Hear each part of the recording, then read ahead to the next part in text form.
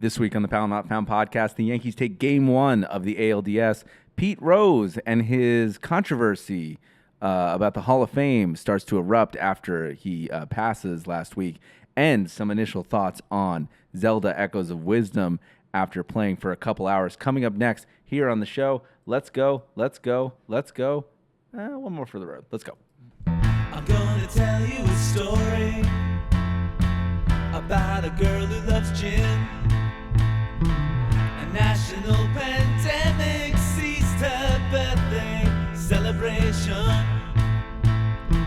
Although she knew it was coming, we tried not to tell her. She brewed some Irish breakfast tea. She knew her birthday was getting coronaed. It was like Noah's home. Base hit to left. Chisholm can fly. He rounds third and heads for the plate.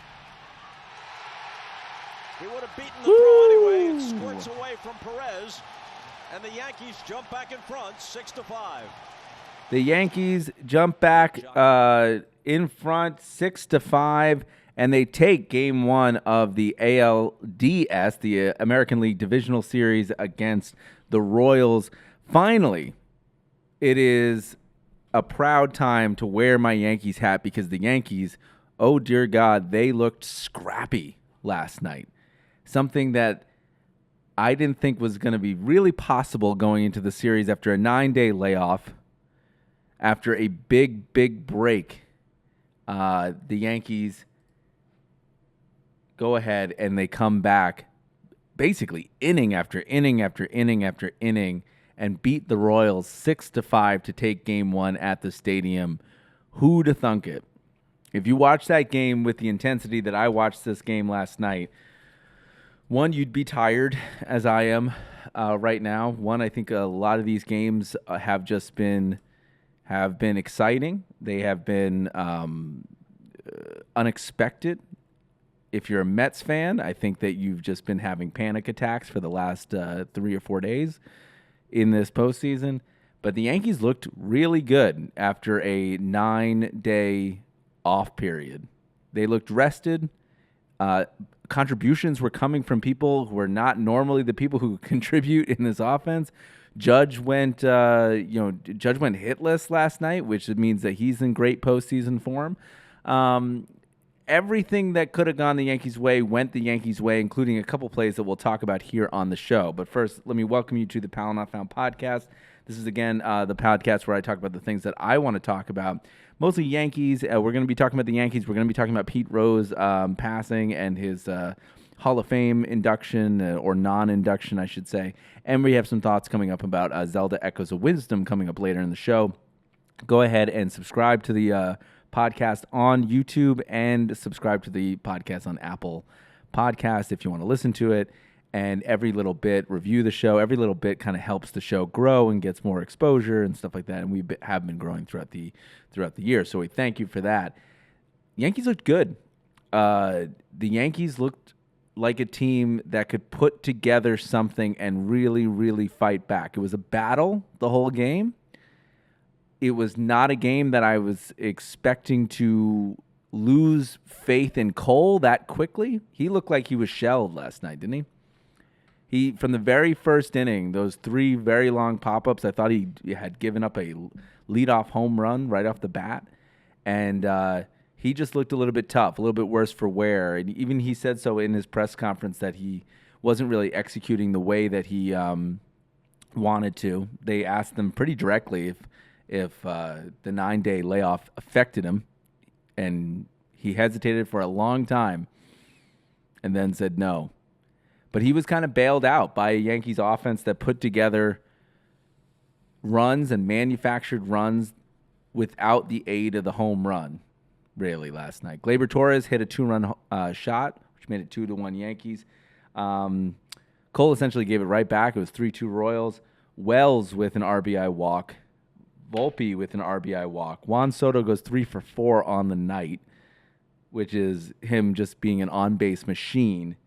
And Wells had an RBI single as well. And not to mention, not to take it away from the one that you just heard, Alex Verdugo having an RBI single for the Yankees to take the winning lead after basically a replay call that did not go, that went the Yankees' way.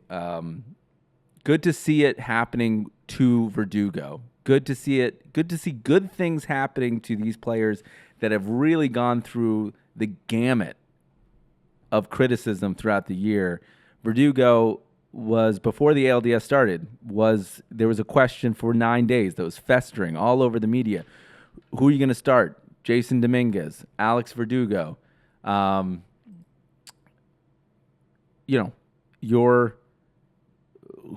do you depend on a little bit more going into this series? And clearly the answer was Alex Verdugo. I mean, you have a rookie in Jason Dominguez. You have essentially a rookie that's defensively shaky in the outfield, and you have one that's been a veteran out there. Yes, he does not give you as much offense as maybe Jason Dominguez does, but a lot of that offense I feel like is overhyped from his very, very hot start that he had when he debuted last year. It's not like he was lighting up the joint offensively this year. So, and good thing that they didn't start him, because Alex Verdugo was the guy who knocked in that winning run last night. And so it couldn't have played out better for the Yankees to have those guys contribute, all the while your star players, your Garrett Cole, who's supposed to be shut down, gives you 5 innings, but 7 hits, 3 runs. It was a shaky 5. And Judge continues to struggle, right? Struggle in the postseason. So yesterday, Aaron Judge, 0 for 4 with 1 walk and 3 strikeouts, right? Wasn't something... If you told me that Judge in Game 1 went 0 for 4 with 3 strikeouts, I would assume that the Yankees would lose. And that's what makes this Game 1 a little bit sweeter, knowing that the contributions came from different parts of the lineup. It makes it feel like more of a full lineup. And so now the whole paradigm shifts, right? It starts I start thinking maybe those 9 days were good for the other parts of the lineup to get less beat up, right? And to start being, start having that next man up mentality, right? So, stop putting the pressure on Judge and Soto, right? That whole game last night was was Soto, but it was not the regular contributors to the lineup. Giancarlo Stanton, 0 for 4 with 2 strikeouts. Judge, 0 for 4 with 3 strikeouts.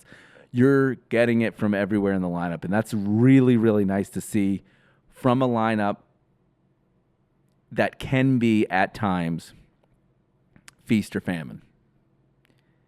And from a lineup, too, last night, and I don't know if anybody noticed this, but Bob Costas, man, he was rough on the Yankees last night. I mean, especially Giancarlo Stanton. The reason I mention it is Giancarlo Stanton essentially cost the Yankees 2 runs because of his base running, right? He's a station-to-station person at this point. When he gets a single or a double, you got to hope that the next person up hits a double or hits a home run and just he can jog in, because he's a liability on the base paths.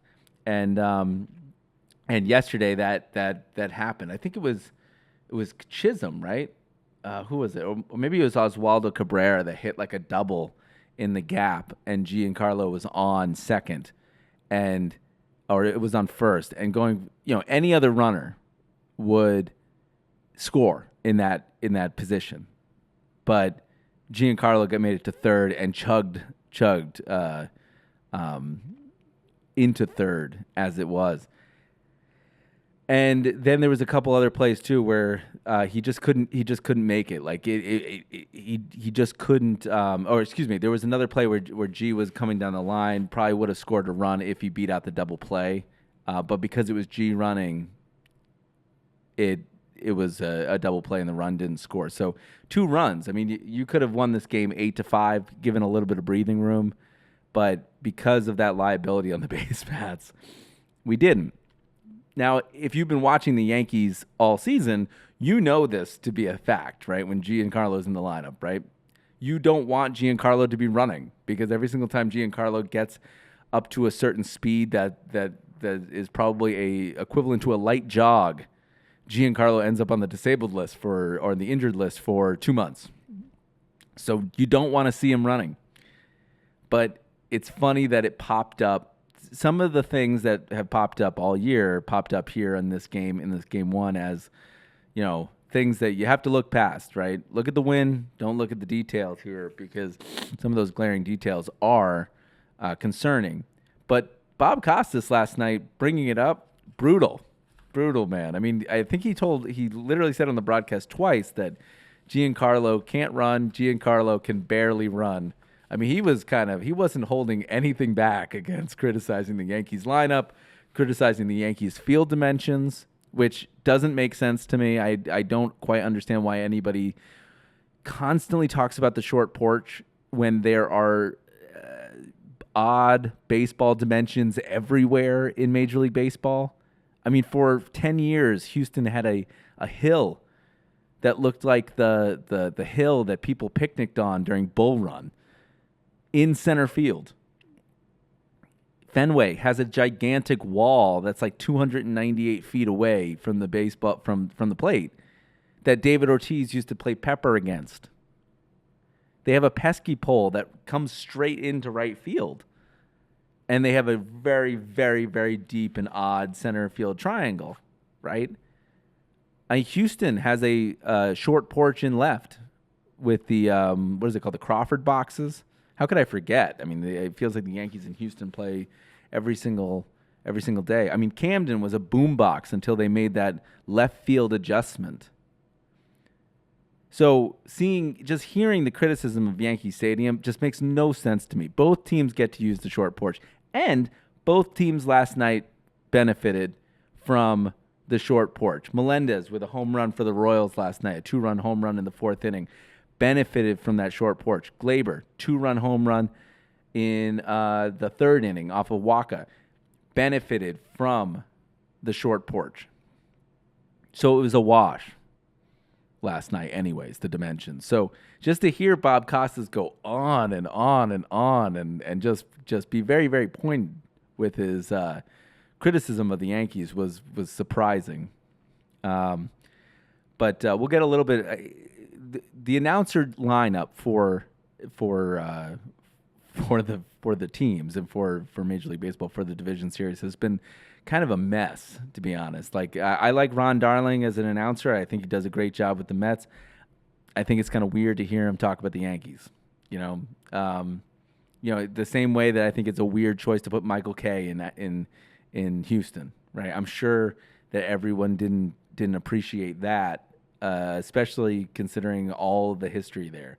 Not to say that they can't be unbiased, but it's just like you're just asking for animosity online about who's calling your team, right? So make some better choices there, I feel like, in the future. Bob Costas, though, very pointed, very, very, very vicious. There's a number of things that they got wrong last night, which is why, again, I don't know why they just don't rely on color commentators that are with the team. I mean, have a play-by-play guy from the Royals and have the color from Paul O'Neill, right? Have Michael Kay do the game-by-game and the color analyst by, somebody in the Royals booth, right? Like, make that an option.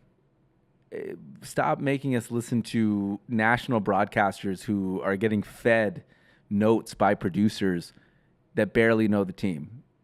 I mean, we know Giancarlo can't run. If you watch Giancarlo for more than about 6 months, the man can't run, right? But at least tell the audience who doesn't know why he can't run, because he's been injured year after year after year. He's just coming off a hamstring injury this year from running. So anyway, it just feels like it's bizarre that we end up getting less than caliber analysis from generic reporters than we get the people who have really seen the team day in, day out and know the details of some of the stuff. But anyways, the Yankees come back 6-5. They really, really scrap. Clay Holmes, man, that was scary seeing him come in relief of Tim Hill. He ends up getting the win. He pitches an inning and 2/3 with one hit ball. Frankly, the bullpen was the thing that really shined here for the Yankees. I mean, they combined for 4 innings of work, 1 run, 2 hits. This is Tim Hill, Clay Holmes, Tommy Canley, and Luke Weaver just looked electric for a 4-out save. That was something really, really nice to see as an older baseball fan, too, to see Weaver come out of the bullpen and get a 4-out save. It reminded me of Mariano Rivera. They even actually highlighted that on the broadcast, saying that, the most 4-out saves, I don't know if it was the most or it's got to be the most, right? The most 4-out saves was Mariano Rivera with 58, and even you could hear Ron Darling go, "That's unfair. That's never going to happen again." So it was nice to see Boone go to the electric closer and go to when they needed it most and shut down the Royals in so many ways. Weaver goes 4 outs, one and a third with 3 strikeouts. I mean, he just looked so dominant and something that the Yankees just needed in the back of the bullpen to shut down these games and to make these games less interesting. Clay Holmes, loved that he came in relief and no damage. Really kind of provided that soft contact when you needed it. He still got beat by soft contact a couple times. There was that dribbler to right past the mound that hit him or hit the mound, hit his foot, and Volpe couldn't recover. But it was nice to see him succeed. So going back to the original point that I had earlier, that it was nice to see people that have struggled all year long get some important wins with this team. So with that, I have Aaron Boone talking about the game during the press conference, and let's hear a little bit from what Boone had to say on this game that just, man, it kept your senses up the whole time. It was an exciting game. Let's hear what Aaron Boone had to say about it. Here, let me put the volume down. Let me fade, and here we go. A back and forth, 5 lead changes. What do you think about the way your team battled tonight to eventually get the win? Yeah, what a game, really. Riz came up to me in about the 7th or 8th. We kind of connected, and he's like, "Man, what a game!" And I was like, I was just saying that on the step. Gritty game by them, just the back and forth. Very a much. lot of big plays, a lot of big moments. Really happy with our at-bats. We didn't necessarily sting the ball all over the yard, but, man, we had a lot of heavy at-bats, big at-bats, almost really close to really breaking it open. We didn't get a big hit in some certain situations, but I thought our at-bat quality, man, we were tough. And then obviously, bullpen coming in and holding the line and we finishing it off. So obviously a good way to start. Gritty is a great way to put it. That's exactly what that game was. It was a gritty win. It was a couple swings away from really breaking it open. They didn't get that. I as a fan, as a person watching the game, you want to have that relief and eat that pizza and eat a couple chicken wings, just going, hey, we got a 4-run lead. Everything's going to be fine. But it was tight the whole time. But yeah, they managed to get the win. A couple of things also that happened before the game too. Marcus Stroman was left off the roster because there was no kind of foreseeable role for him, which is interesting. In a couple, I know he was struggling as of late. He had given up a number of runs in his last start. However, it does kind of feel like it's a weird spot to not put him in long relief or something, like to have that option out of the pen. I guess when you have Schmidt and you have Heel, when you have Schmidt basically filling in that role in the back of the bullpen, where do you put Stroman in? You probably see him coming in to you probably see him on the roster going into the ALCS if the Yankees advance, because there's, then you're talking about a 4-man rotation at that point. But with the schedule being what it is, especially with game 1, day off, game 2, day off, game, day off, game. I mean, there's so many ways to kind of rotate your pitching staff at that point that there's no point to put him on the roster, which stinks for him because he is part of that acquisition package this last year that made it seem like he was going to be the difference maker, and to see him left off the roster is kind of an interesting choice by the Yankees. But when you have your starting rotation essentially probably being Cole, Rodon, Heel, and you have Schmidt as a backup, where do you put him? Also announced before the game was Rizzo is out for the ALDS, presumably probably out for the rest of the postseason. They keep on. I think the whole week they kind of led us on, kind of thinking that it was going to be, something, but Rizzo that it was going to be a possibility, that there was going to be potential that he could play, and Rizzo finally kind of, I think he told Meredith that he had to be honest with himself that he just couldn't feel like he was going to be a contributor offensively or defensively with the pain that he was feeling. So likely out for, definitely out for the ALDS, likely out for the ALCS. I can't see him, even if they do get to the World Series, I can't see him being a factor with 2 broken fingers. It's just, I think we might have to put to bed. That said, last night, Oswaldo Cabrera continues to be my MVP this season because his utility and his flexibility and his way with the glove is just beyond fathomable at this point. Like, he is the player that I always wanted to be growing up. Any position, put him anywhere, and will adapt, right? What he reminds me of, like, Luis Sojo, the way that he was so valuable as a utility player. Some of the picks that he got from Jazz, some of the picks that he got from Volpe, like the stretches, man, he was looking like Rizzo out there. The whole week we've been talking about the question of who was going to play first, whether it was going to be Ben Rice, whether it was going to be Oswaldo Cabrera. And, man, he played defensively a gem last night, really looking like he had been playing that position for a long time. And God knows that Oswaldo came up, I believe, as the second baseman, as the shortstop second baseman, was playing left field a couple years ago, third base, and now first base, and picking it and making it seem easy out there. Plus, with a really, really clutch double last night as well. Did they give him a double? Yeah, they did. Yeah, off of Waka. So beautiful. I think the game last night was great. It was really, really fun to watch. The stadium seemed electric. I hate the schedule right now that they have going on. I think you want to ride this momentum. They just had 9 days off. Why are we taking a day off if not to just satisfy primetime scheduling? That said, we wait until Monday. Monday at 7:30, they're going to be back in. It's going to be the last game at the stadium, and then another day off. So we have got Saturday, Monday, Wednesday, Thursday, Saturday, which is a long time to draw out the divisional series. But, hey, what's another day off? We have a pair of lefties starting the next game. Rodon is starting the next game. That's why it's so valuable to get game one in the can, because you don't know what kind of Rodon you're going to get.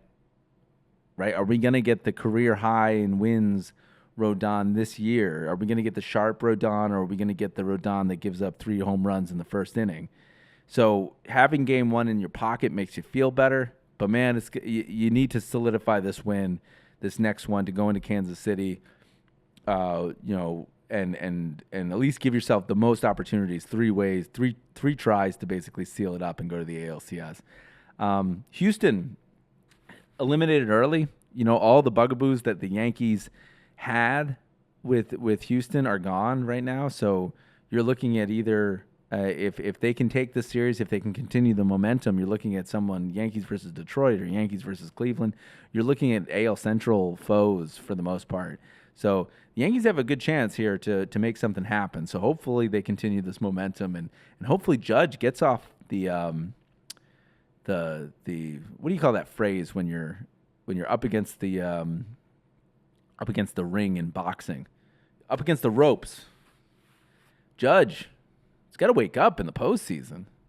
They mentioned it last night that Judge didn't play. Played 1 game in the Pirates series, and he struck out 5 times. Right, 1 against Paul Skeens, but the rest against Pirate pitching. Now, the 5 games before that, he hit 5 home runs in a row, right? And I know they want to take out Judge for the most maximum rest, right? You're talking about with those 9 days off, Judge had about 11 days off in 12 games. and I understand you don't want a Rizzo situation to happen to Judge. I mean, that would be a devastating blow. It was devastating to not have Rizzo there on first base. You know, it reminds you of Ryan Zimmerman getting injured in the Nationals run.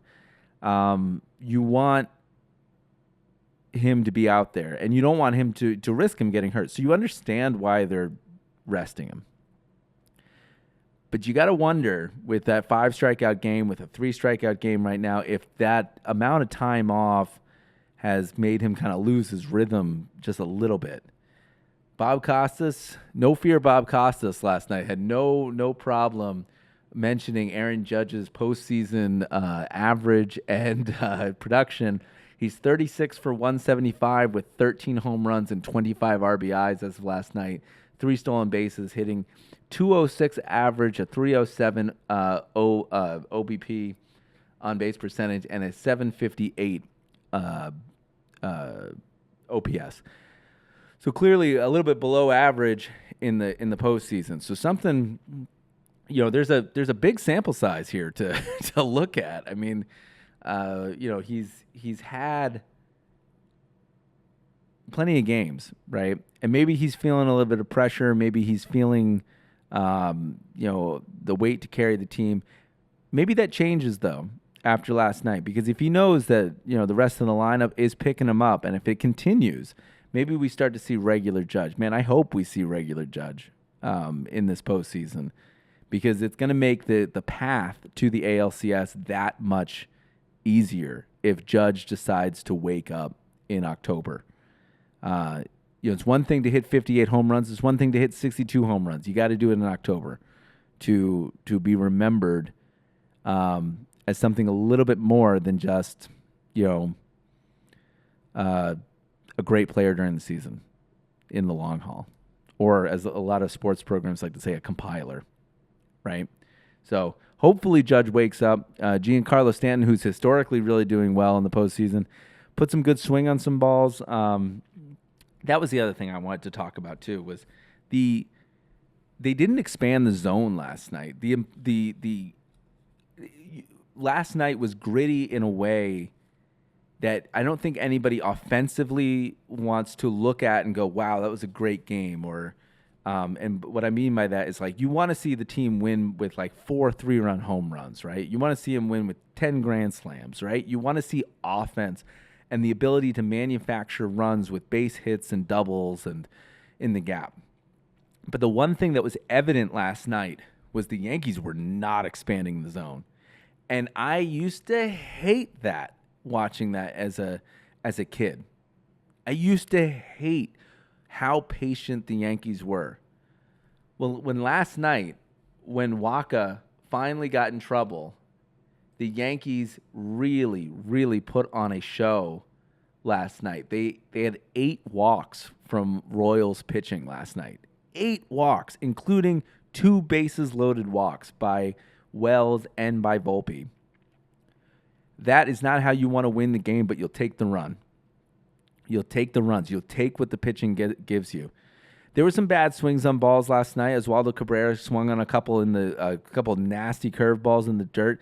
But the fact that they were able to get on base so much, they had 9 hits last night, 8 walks, right? 11 strikeouts. We're going to try to ignore that, right, a little bit. But, man, they were manufacturing runs in a very slow, methodical, station-to-station way, but they did it. And that is how you win ball games, right? Sometimes it's not, you know, nice and beautifully wrapped in a bow and with power on display. Sometimes it's just not expanding the zone is what's going to give you more balls to hit, and it's going to give you runs in the long run, because the bullpen by the Royals, man, they just kind of handed it to the Yankees. So Zerpa, Schreiber, and Long combined, and Urseg combined for 5 walks last night. Waka had 3 of his own. So all in all, not a great night from the pitching standpoint from both teams. But the Yankees come away with a 6-5 lead. And they take game 1. So happy day. We have a day off here on Sunday. We're going to enjoy it until the next, until the next game that happens on Monday. And again, that is going to be, let's see, Rodon. What are the actual lineups here? Rodon versus Reagans. Two lefties. Rodon is 16-9 with a 3.96 ERA on the season, and Reagans is 11-9 with 3.14 ERA. So that will happen at 7:38 Eastern on Monday night as Game 2 in the Bronx starts. So with that, we're going to take a quick break. We're going to talk a little bit about Pete Rose passing and the significance of that, and talk a little bit about the Hall of Fame discussion that's been kind of like going around baseball for a long, long time. So let's take a quick break, and we'll be right back with more baseball talk and then a little bit of gaming talk coming up next. See you soon.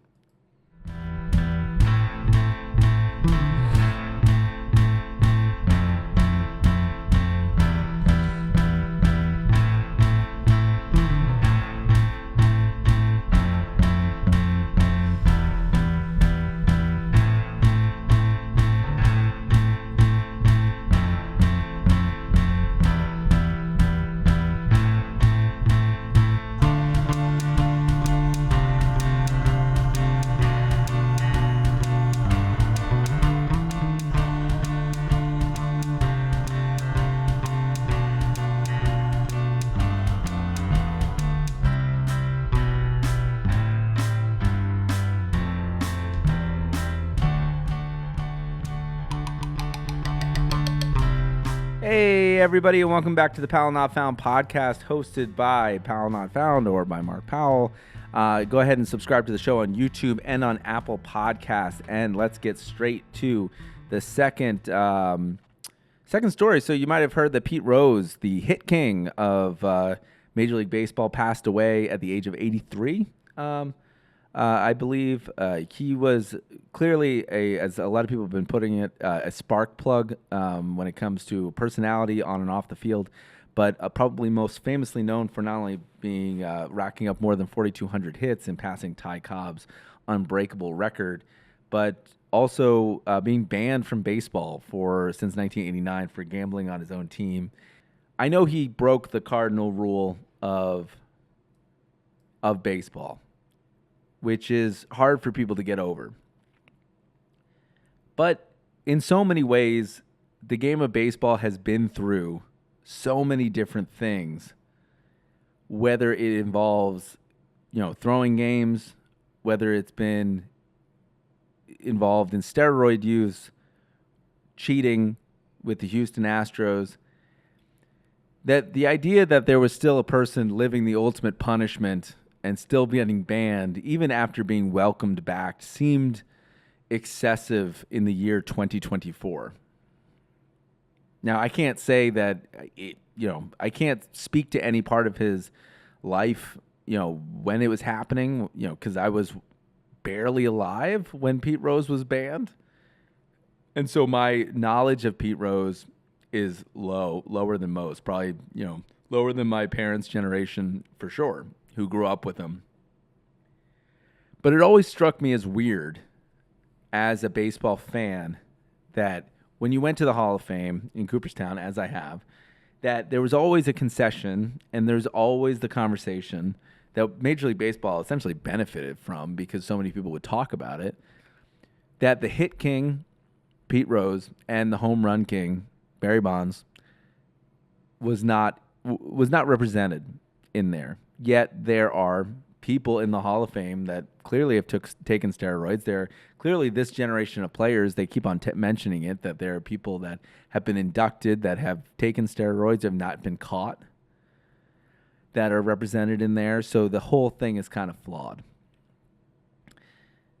They should have lifted this ban. Bart Giamatti, the former commissioner before Bud Selig initiated this ban when they found out credible evidence that he had been betting on his own team, and they banned him from life, right?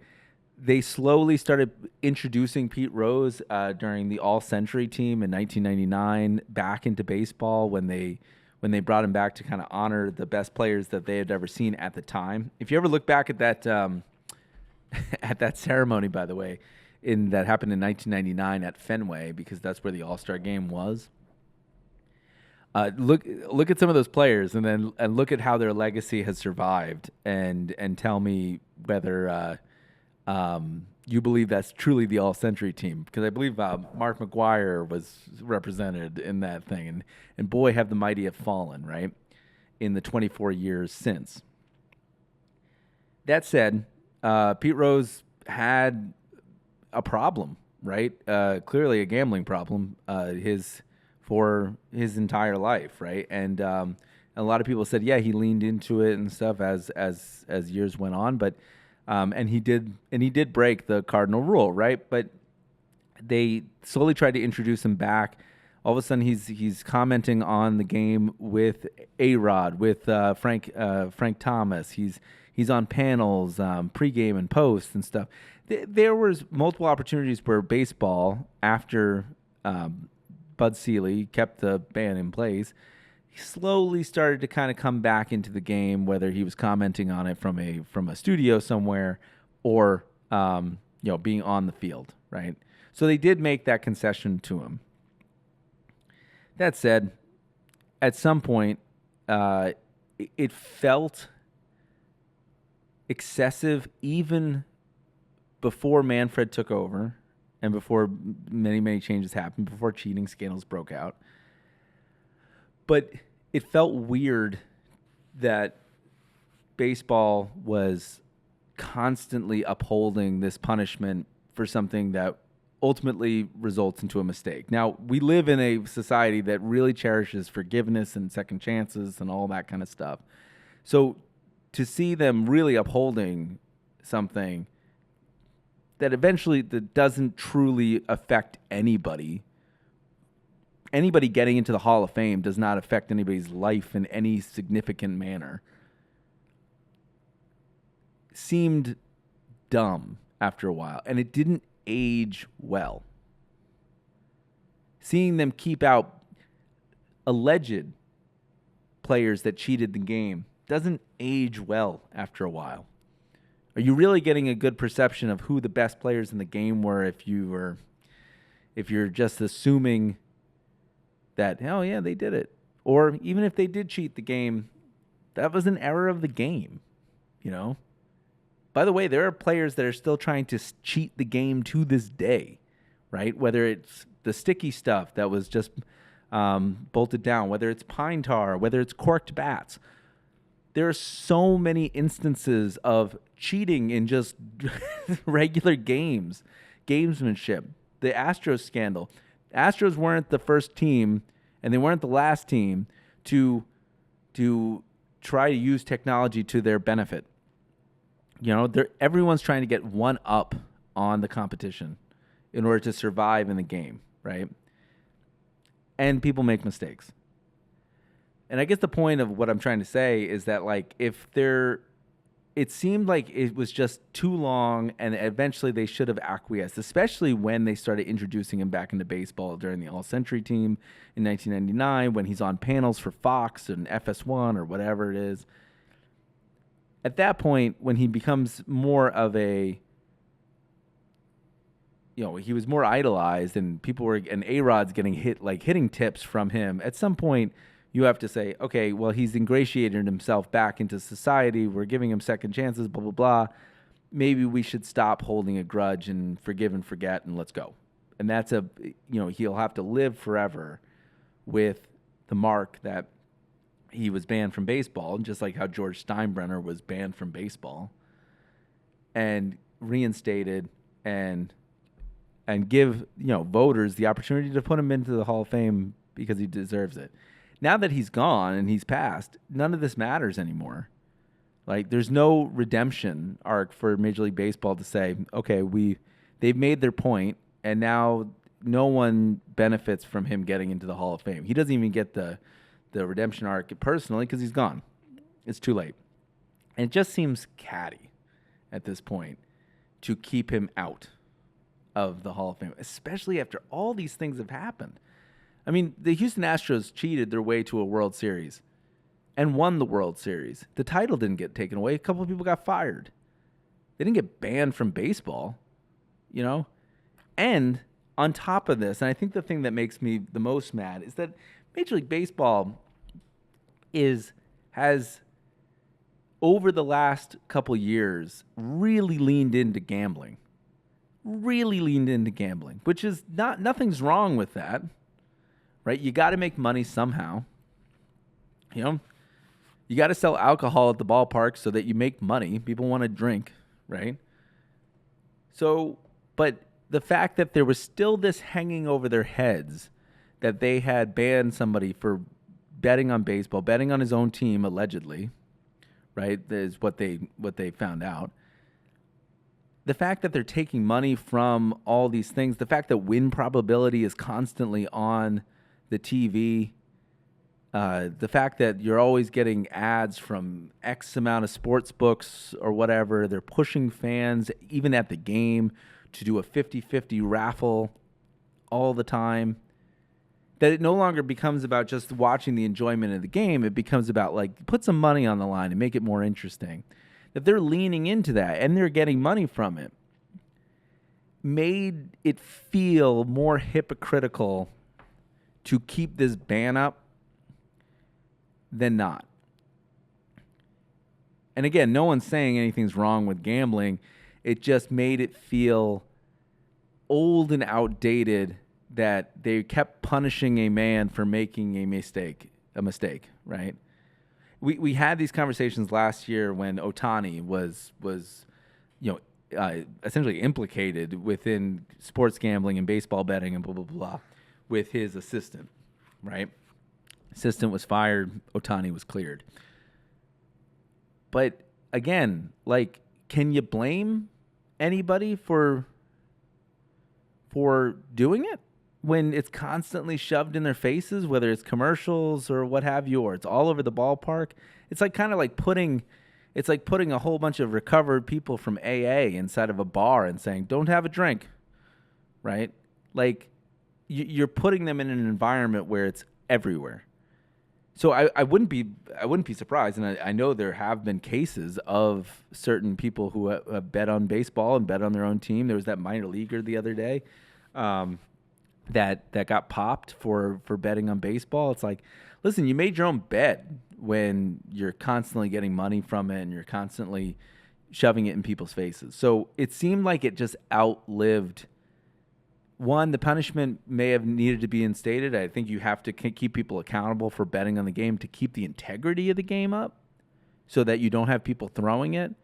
But it just seemed hypocritical in a league where you're constantly getting money from sports books and you have gambling all over the place. You incentivize people to bet on games every single day, and you expect people not to do it. I don't know. It seemed hypocritical to me. So Pete Rose luckily lived long enough to see that hypocrisy happen in real time. So I guess that's some sort of justification. But unfortunately, everybody loses here if you're a fan of baseball, because there was no resolution to this story that unless they put him in the Hall of Fame posthumously, whatever that word is, after he's clearly passed, there's still going to be a mark on the Hall of Fame. Whenever you go in there, you're seeing essentially a popularity contest. You're seeing people who got voted in because they played long enough, put up numbers, and they stayed likable enough that they got into this hall. You're not really seeing a full picture of baseball. Yeah, Pete Rose, Barry Bonds are mentioned in it, but come on, give them the freaking plaque. Stop being acting like that's the thing that gets me, right? It's taken a long time for me to get to my point, but the idea that they are standing on a high horse saying that we believe in the integrity of the game and we need to uphold this banishment because we can't have other players doing that. That's understandable. But in every other aspect of the game, they've lost integrity. They're taking these gambling sites, shoving it down people's throats. They're selling out wall space. They're selling out jersey space. We have to watch the playoffs with Strauss helmets tags sitting on their helmets. Every other aspect of the game has been sold to the highest bidder. So for them to sit there and take this high soapbox position on and instead of at some point over 35 years of punishment, they couldn't get to a point of contrition and forgive and forget, just doesn't sit well with me. And that's the thing that bothers me about Pete Rose. But may he rest in peace. Pete Rose, outside of this whole story, which is his, really coup de grace, like it's his, it's going to be his definition. It's always going to go with him, right? Clark Kent is Superman. There's never unbinding the two, right? But should be said that Pete Rose is the embodiment of hustle as well. I mean, his nickname was Charlie Hustle. He had 4,200 hits. He played the game with a level of intensity that's just never going to be matched again. And in an era where prima donnas run the game, they tell in an era where people take off days just because they don't want they don't want to play consecutive games because they don't feel well. Pete Rose didn't embody that, which makes the story of his banishment that much sadder, because he inspired not only my parents' generation, but the generation after that to really work hard in between the lines and to constantly hustle. No matter how fast or slow you were, you always wanted the nickname Charlie Hustle applied to you as a younger baseball player. Something that I don't think that younger kids today get to see a lot of, somebody just running up the line, right? Making his presence known. And Pete Rose, you could see him in tapes, if you look at him compared to players of my age, like him sitting next to Frank Thomas and A-Rod or Pujols or Tomey, right? He doesn't look all that threatening. I mean, what was he, 5'2", right? 5'3"? He was the living definition that anybody could play baseball if they tried hard enough, if they ran hard enough, and you can make a difference on the field, right? It wasn't the NBA. You can't just plop someone super athletic and it can change the dynamic of your team. Pete Rose was that guy that physically didn't manifest into some sort of Aaron Judgian Stanton-like player. He was young, he was short, scrappy, and he could make you pay. And that's what you always had in the back of your mind, right? Legend has it or whatever, that he would run to first base on a walk, right? Like, that's what you want attached to you as a baseball player, right? That level of intensity. Pete Rose always, to me, players like David Eckstein or Dustin Pedroia, right? Always kind of embodied that Pete Rosian thing. If you looked at them from today's view, you'd say, oh, they wouldn't be able to kind of make a difference on the team, and they did. And that's what I feel like Pete Rose kind of brought to the game. He brought that kind of hustle, that kind of grit to the game that, you don't see anymore. And so with that, Pete Rose passes at 83 this week. He is the hit king. There will probably be, I think the math about this story is that you would have to hit over 200 hits for 21 straight years, and you'd still end up short of Pete's total. And that's never going to be broken again. I mean, ever. Unless the game drastically changes, you'll never see someone get even close to that record. I think the closest we had was really Miguel Cabrera and Derek Jeter, right? And Derek retired with 3,600. Miguel Cabrera had 3,400. Not even close. They'd have to play 5 more seasons. So with that, Pete Rose, should be in the Hall of Fame. Let everything go, and hopefully he rests in peace. But another person in baseball history that I feel like we've lost to the ages, but hopefully his legacy as a player and his grit and his hustle as a player lives on beyond all the mistakes that he made in his life that kind of later ended up defining him. And you got to hope that people remember him for what he did in between the lines and not what he did outside the lines. With that, we're going to go and take a little bit of a break, and then we're going to talk a little bit about some thoughts that we had about Echoes of Wisdom as I've gotten a couple more hours into the game, and then we'll wrap up the show coming up next on the Powell Not Found podcast. On the podcast. Here we go.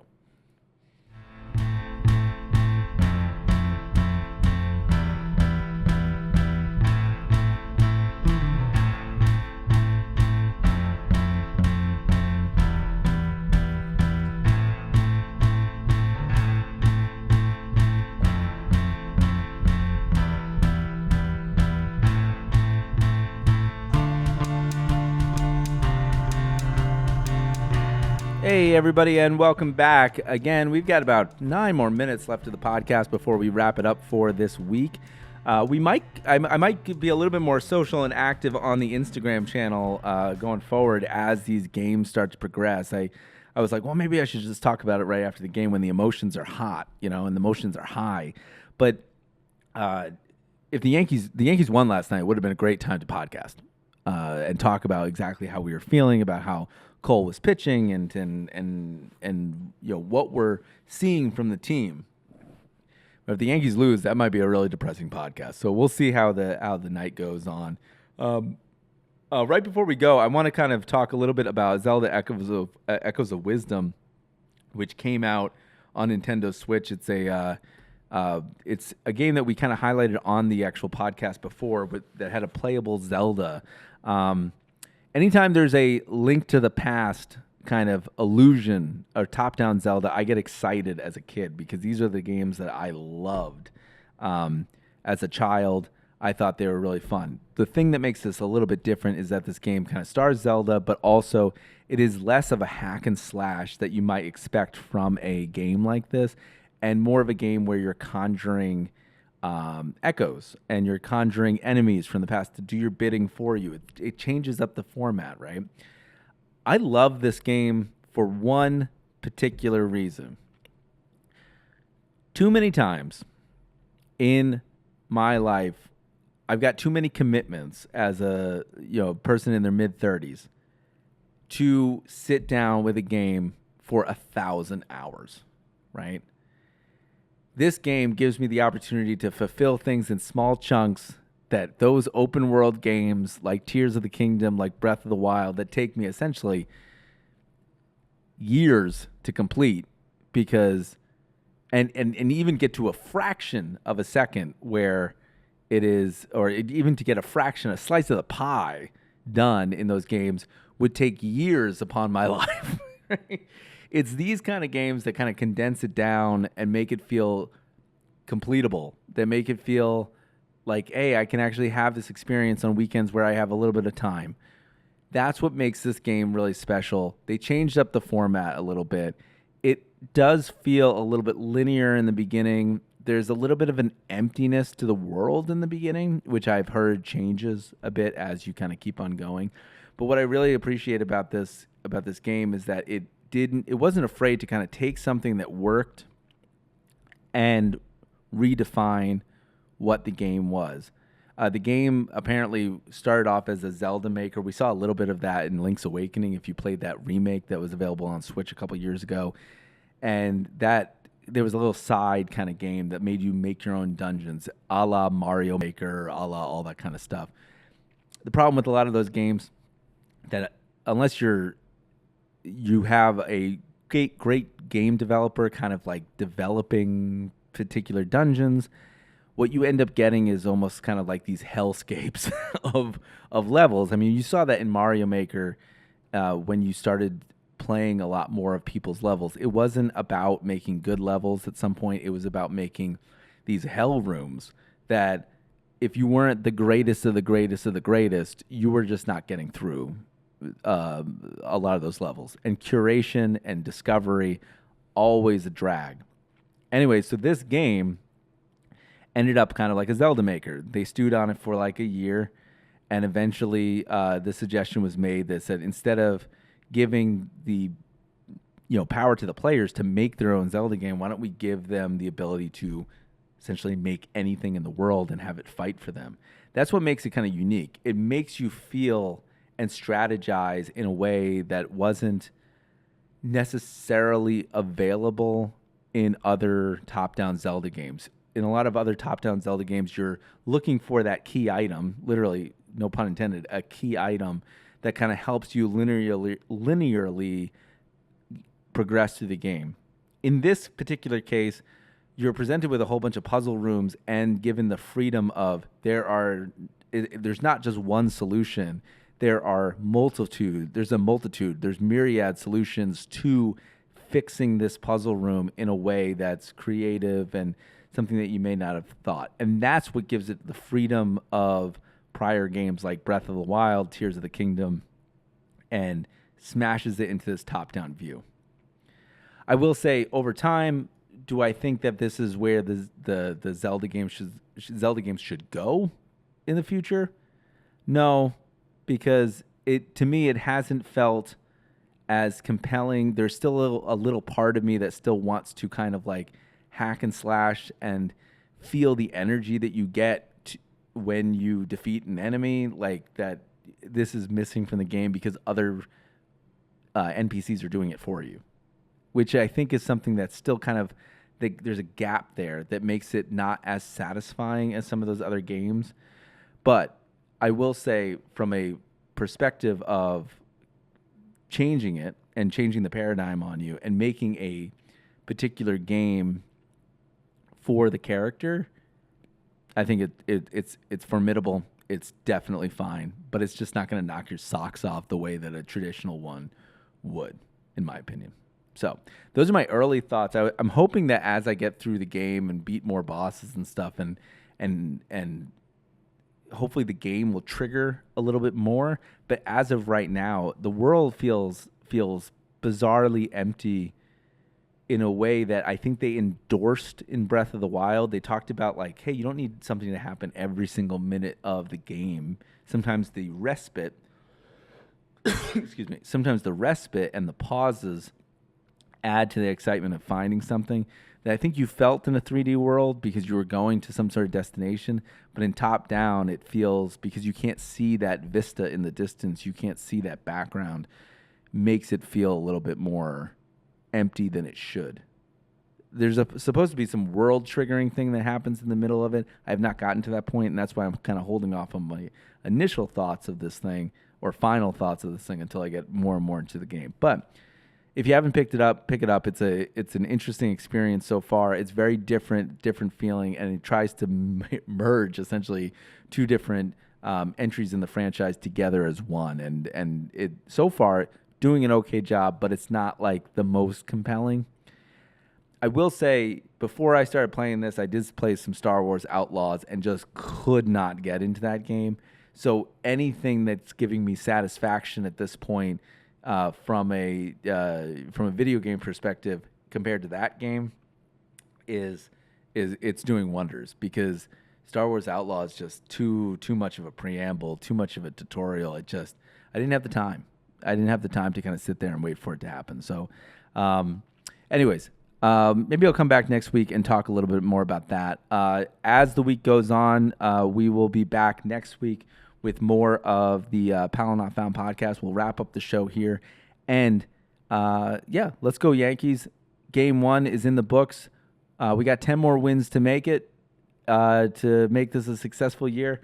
And we'll come back next week with more reviews and thoughts and stuff about how the Yankees are doing, how the games are going, and how they're playing and stuff like that. I'm sure that there's going to be struggle coming up in the next couple weeks regarding how the Yankees are doing and how they're putting together their lineup. I mean, God knows, when I saw Clay Holmes warming up in the bullpen in the 4th inning, I had some thoughts and ended up working out. So maybe that's why I'm not managing the Yankees.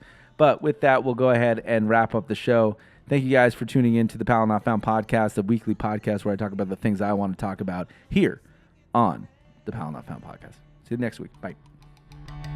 1, 2.